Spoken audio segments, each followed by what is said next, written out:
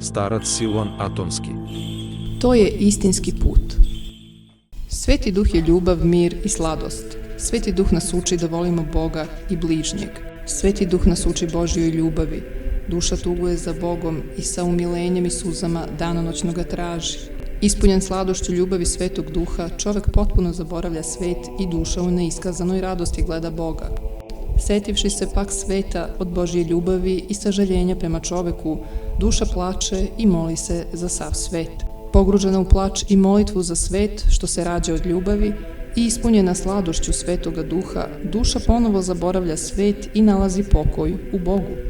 Sveti Duh je ljubav, on daje duši snage da voli neprijatelje. Onaj pak koji ne voli svoga neprijatelja nije poznao Boga. Tamo gde nema ljubavi prema neprijateljima i grešnicima, tamo nema Gospodnjeg Duha. To je istinski put kojem nas uči Sveti Duh.